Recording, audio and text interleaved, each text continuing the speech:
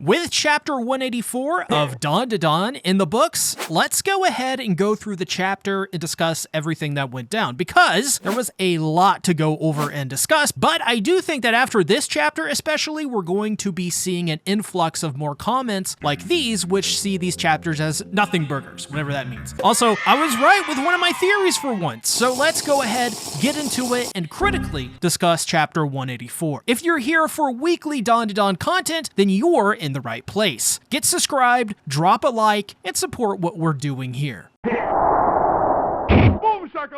Okay, so this chapter felt to me like a part 2 of a multi-part fight. Part 1 was the introduction to the conflict, setting up that Rin is in danger, and properly presenting the context surrounding it, which was that Ira basically has no backup and will have to fight alone.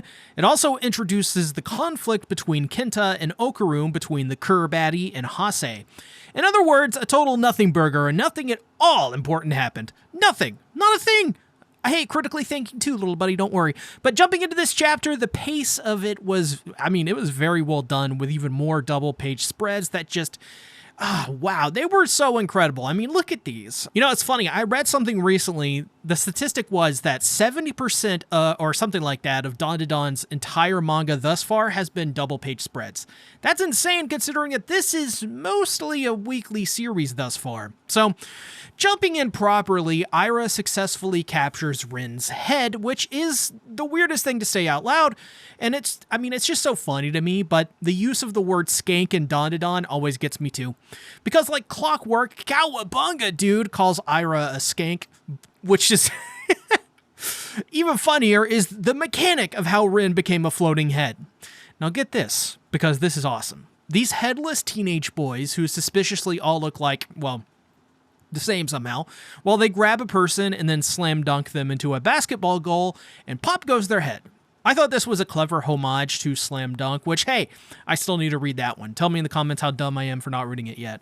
On the other hand, this was just a very funny and creative way to show off this mechanic of slam dunking a head into a goal to separate the head from its body. Ira then gets barraged with dodged heads, but as she's making her break with Cowabunga dude and Rin's head, she notices a trail of spiritual energy coming out of, well, I was going to say neck, but her lower neck, and it was explained to her that they're being attacked by the spoopy severed head dribblers.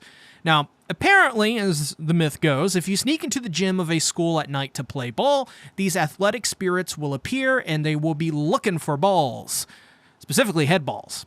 Not gonna lie, at first my head went to the gutter, but thanks to Ira, they do know that they need to find the source of their power and snuff it out, which should then stop them from attacking. Which I guarantee you, it is the coach that we talked about in last week's video on chapter 183, aka a blank sheet of paper. Good news though, Rin does wake up, and there's just something, by the way, so hilarious, that immediately upon waking up, Ira lets go of her head because a head is talking to her, forgetting that this is Rin she's carrying. It is explained that essentially Rin is in a state between the afterlife and the corporeal world. I learned that word from Berserk.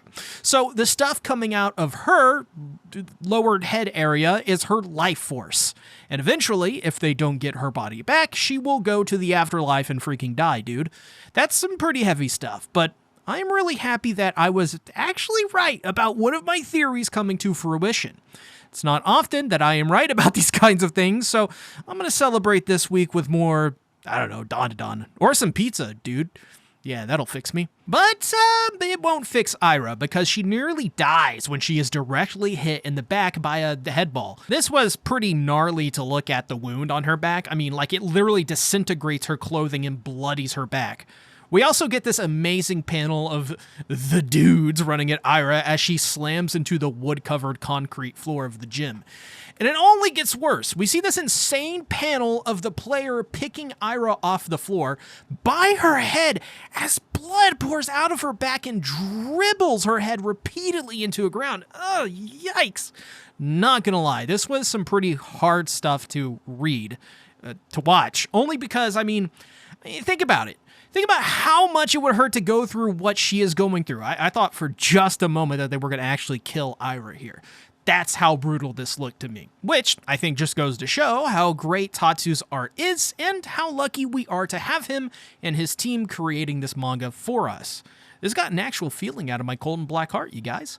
And well, Ira gets slam dunked into the basket, which leads us to a peculiar moment where we see a child playing with, well, a child Ira playing with her friends, talking about bath salts. Now, I'm not actually sure what this moment was or what it meant. Maybe I've just forgotten something and need to refresh myself on earlier arcs, which I do, to be fair. So comment below. Am I missing something? I think I clearly am, but I don't know. I just want to make sure. But in turn, Ira mid-dunk uses her hair to pull Rin out of the basket, which then allows her to transform into her magical girl yokai form. And yet another spread that just, it wowed me to my core. I'm not going to lie, it did. I mean, this is such a beautiful piece of art. It's got clean lines and, of course, the centerpiece, which is Rin, with a great and memorable moment for her character, saving Ira and blowing away all of the basketball dorks. And on top of that, there was some good comedy here too. Like, I think it's hilarious that Ira just has to keep reminding Rin how revealing and embarrassing her outfit is, no matter how much Rin says, no, don't keep reminding me. Ira's like,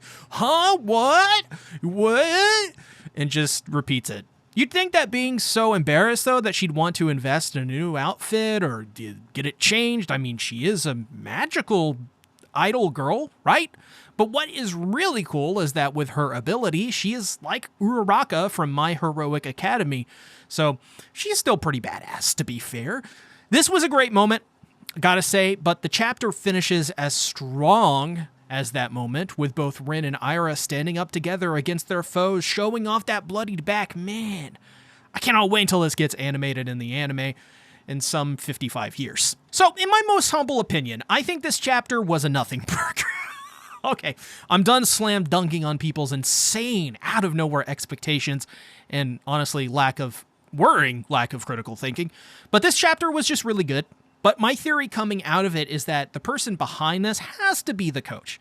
It has to, because he showed up at the end of 182, and well, he is in charge of the gym after all. That's what he's paid for. The bigger issue is the larger context surrounding this. Like, where in the hell is Miss Adachi at? I'm afraid she'll join in with the coach and help him and Count Saint Germain. Though if that does happen, I could also foresee Queen Sensei jumping in to help the kids too. Because remember, she works at the school, and she has a vested interest in keeping people like Koki and her students safe from harm. It also would be so badass to just see Queen Sensei coming out of the gate, just blasting these basketball fools and the coach and or Miss Adachi away with her sheer dominant energy. Just imagine the matchup between the coach and Queen Sensei. That would be incredible. And honestly, if I am to say something out of pocket here, there is a reason I love dominant women after all. I mean, they're cool and kick hella ass. So I love to see stuff like that. But joking aside, whether you like these chapters or you hate them and think they're a nothing burger, I don't care. I want to hear your side and see what you have to critically say and respectfully comment down below. I may dunk on you, but it's fine, nothing personal. Be sure to join my Discord community server where I hang out from time to time and talk with you, the people. You can also follow me on Blue Sky at CTactics, which you should just be there anyways, where I lose my mind, talk with fans and viewers. Also, subscribe to CTactics, my anime channel, Bento, my Chainsaw Man channel, and the King of Anime podcast, my weekly podcast on anime, gaming, film, and TV. It's like Trash Taste, but dumber. On top of that, I am sponsored by GamerSupps, so use code CTactics to get 10% off any of their products with a gigantic new drop coming this Friday. Every time you use the code, I get a kickback, which goes to directly fund and support all of my channels. If you're not interested in GamerSupps, please consider throwing me some bones over at patreon.com/CTactics. Thank you for watching. I'll see you guys next week for another Cowabunga chapter of 180. What the hell am I saying? Another Cowabunga chapter, whatever. Video's over.